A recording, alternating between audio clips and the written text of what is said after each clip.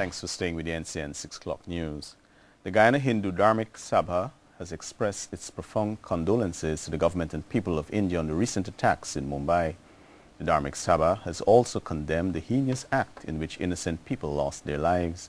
The Sabha says it is opposed to terrorism and will always support efforts aimed at constructing orderly and peaceful societies. Government is to review the operational procedures of the executive launch of the Cheddi Jagan International Airport amidst non-compliance of rules and security concerns. This was revealed by Cabinet Secretary Dr. Roger Luncheon during his weekly press briefing at the office of the President earlier today. More in this report. Cabinet Secretary Dr. Roger Luncheon says government will be reviewing the access route and operational procedures of the VIP section of the Cheddi Jagan International Airport. According to him, there have been numerous reports of persons failing to comply with the rules and regulations of the facility. This, he says, has impinged on the operations of the security, customs and immigration departments. Heightened attention to revenue protection, to security, particularly also in the context of the external factor, the grades and licensing of airports by external agencies, demanded a higher level of collaboration.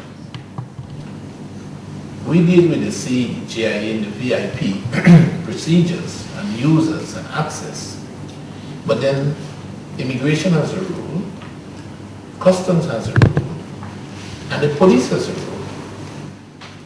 And what the report suggests is that there may be some exploitation of the failure to adequately coordinate, and things are falling through the cracks.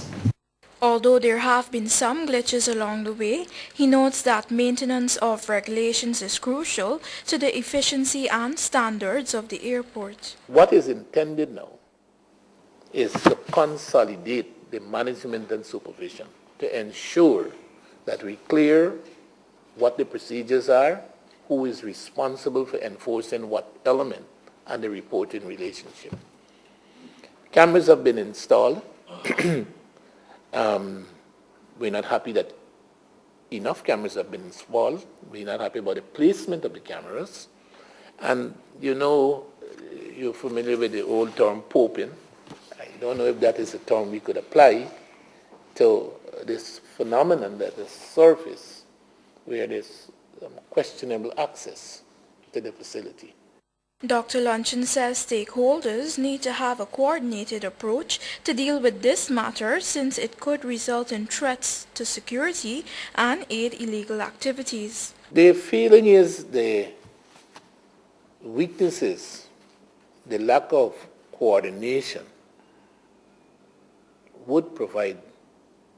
could have provided an opportunity for cocaine, alien smuggling, all sorts of possibilities, that the way in which the system was actually being managed, supervised, those weaknesses could have been exploited.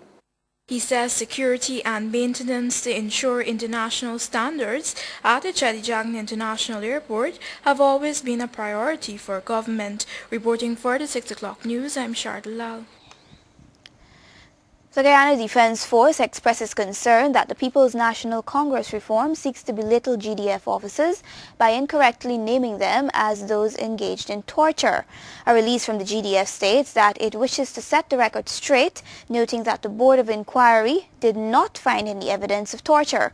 The report into the allegations of torture was done by the Guyana Defence Force, and at no time did it submit a torture report. The release states that the dogged reluctance of the party to address the issue in an unambiguous manner points clearly to the efforts to destabilize and demoralize the GDF. Additionally, the GDF finds the PNCR's actions irresponsible and calls on it to act and behave more responsibly in contributing to the peace and tranquility of Guyana. However, the GDF wishes to remind all persons that they have taken action against its ranks for the use of excessive force, which was the finding of the board. The Ministry of Health has trained almost 100 persons in its blood donor recruitment and detainment in its drive to meet the goal of acquiring 10,000 units of blood by 2010. The participants are expected to motivate individuals to become regular voluntary donors countrywide. Natasha Smith has more. The Ministry of Health, in collaboration with the Pan American Health Organization, has conducted a one-day training in blood donor recruitment and retention. Speaking at the opening of the workshop, PAHO representative Dr. Kathleen Israel said the workshop is the first of its kind in Guyana and the wider English-speaking Caribbean. She also told participants that they are very important in helping the ministry realize its goal of acquiring 10,000 units of blood by 2010. But quite apart from the ministry's goal, is the need for you to fully understand and embrace the importance of what you have volunteered to do. You are really being called to save lives, because that is what the net result of access to blood by those who are in need.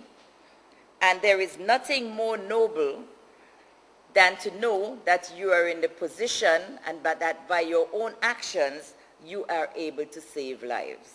He says though a lot has been said about Caribbean people's culture to donate blood, this accomplishment has shown that Guyanese are generous and there is great human desire to help. Dr. Ramsamy adds that there is a need to build capacity to collect blood, and the ministry has done an excellent job to ensure safe storage at the National Blood Transfusion Unit and other hospitals. We must ensure that we can take people's blood and screen it properly.